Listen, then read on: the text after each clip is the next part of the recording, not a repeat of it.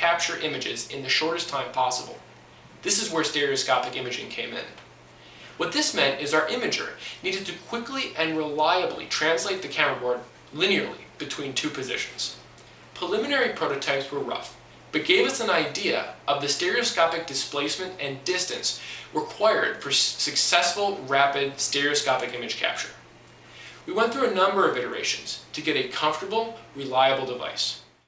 But our drive for improvement was still not satisfied. After a number of grip tests using a moldable thermoplastic, we arrived at a new design, small enough to fit into a purse and easy enough to use on both yourself and someone else. Our bill of materials is incredibly inexpensive, with a predicted materials cost of $35 to build. Our device can be used to take stereoscopic pictures of skin abnormalities. We use the same technology used in 3D movies to visualize these abnormalities on a laptop. Now, the technology behind it is really quite simple.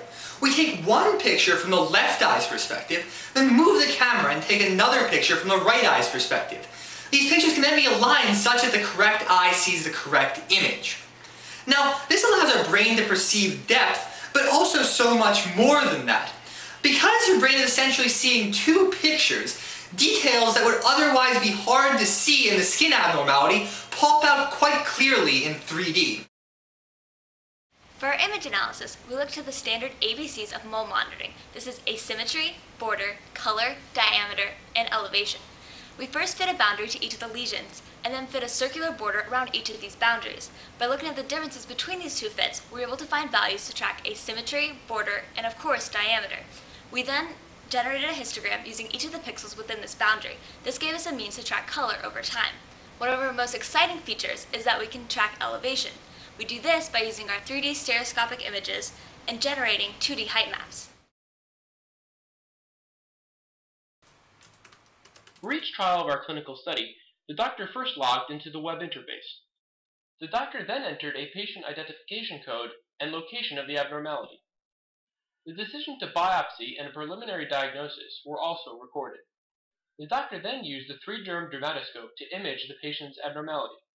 On-screen instructions guided the doctor through the image capturing process. The computer then determined if the images were taken correctly. If the device was shifted during the imaging process, the on-screen commands instructed the user to retake the scan. Images were then uploaded. The doctor could see the obtained images as a new entry in the patient portal. These 2D and 3D images were then given to the doctors on our study panel to see if they could determine if a biopsy was necessary and for preliminary diagnosis. Our pilot study showed that we had 0% false negatives. This is important because it means that in every instance our panel doctors were shown a cancerous lesion, they all agreed to take a biopsy. We also had a 9.3% increase in false positives, meaning that our panel doctors decided to biopsy a lesion that was eventually determined non-cancerous. We are not worried about these trials because in any case that a doctor found an image to look suspicious, they would first call the patient in for an on-site consultation before taking the biopsy. We also estimate that our system would decrease patient visits by 40%. This means that in 40% of our trials, all of our panel doctors, as well as the on-site doctor, agreed that the lesion was obviously benign. If a patient had submitted this scan, they would have been told that they did not need to come in for an office visit. After logging in, doctors can select a patient from the drop-down menu, view the patient's medical history, and see a list of the patient's abnormalities. Doctors have the option of seeing the abnormality in full screen, or even a 2D color-coded height map. The toolbox on the right has a location history option for viewing information specific to this abnormality. Doctors can also download 3D images of any scan. If the doctor needs to contact the patient, it is as easy as clicking a button. If the doctor wants to consult with another physician on a specific lesion, the consult tool can be used to send de-identified case information to other registered doctors. Each abnormality's scan history can be easily accessed and compared visually.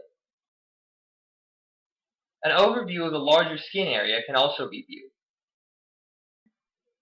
Calculated characteristics of these lesions are automatically tracked by our server and can be seen graphically under the Analysis tab. Monitored variables for area, radius, border, asymmetry, color consistency, and color brightness can be seen here. These graphs allow for easy detection of significant changes. This device, I think, will improve greatly on existing technology.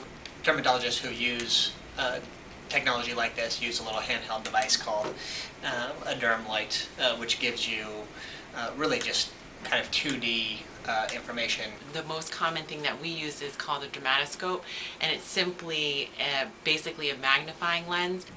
A digital dermoscopy camera, and then just a regular handheld device. We actually take photographic images and follow them to see if a nevus is changing or to see if something looks suspicious, and to be able to get that 3D image versus just a 2D, just looking through a magnifying lens, I think will add a lot because it'll give us a lot more characteristics to rely on. Well, I think certainly having a 3D image, I think, helps in that you can see surface texture. Conceivably, having an extra dimension with which to probe the tissue that we're examining in the clinic would allow us to just have more detail and therefore more accurate decision making. Some of them where it's flat, it actually helps to see that it's flat. Something like this that can create a 3D image will greatly allow us to assess better a lesion that we can then follow over time. It does help to see the nature of the scale across a little bit better. The image quality is very good. I was actually very impressed with it. The image quality is actually quite impressive. I think that the use of polarized light allows you to assay the pigment network in ways that are important to evaluate whether a lesion is benign or malignant. In terms of the height and the shape of the lesion and even all those little details with the scaling and the color, it captures it very, very well. The 3D image gives you a real sense of change in size over time. The quality right now, I think, is good. It is just as good as what I'm using now, if not better. 2D image quality is certainly better than what we have with the standard derm light, and the 3D, of course, is excellent. It's excellent. I think that the main improvement of the 3D dermatoscope is that it enables us to have our patients actually follow concerning lesions at home and to provide feedback directly to the office. I would use it maybe in place of my dermatoscope. You can use it for follow-up, for long-term follow-up of a skin lesion, for example. I would also encourage its use if it were something that the patient could get and have at their home. It's something that we've always wanted to be able to do, to watch lesions develop in real time, and it may enable us to intervene earlier if necessary. Being able to take those images and to see it in a 3D fashion, I would use it to look at my patient's individual lesions and to follow them over time and actually create a database based on each individual patient. I would primarily use it for my patients who have atypical nevi, history of melanoma. We already have patients who will take an image of a skin lesion and send it to us. Just today I had a patient call me about a suspicious lesion and he doesn't necessarily want to come in, so we're having him send us a picture of the spot that he's concerned about. If he had this at home and were able to send us a 3D image of it, it would greatly improve our ability to say, come in now, or it looks fine and come in 2 months. A small unit that a patient can take a picture of at home would also work. We give them some peace of mind that we can follow lesions. Really, the vast number of patients who come to us in dermatology are here for skin screening for skin cancer, and therefore to have a device which would enhance our clinical decision making would enhance patient care.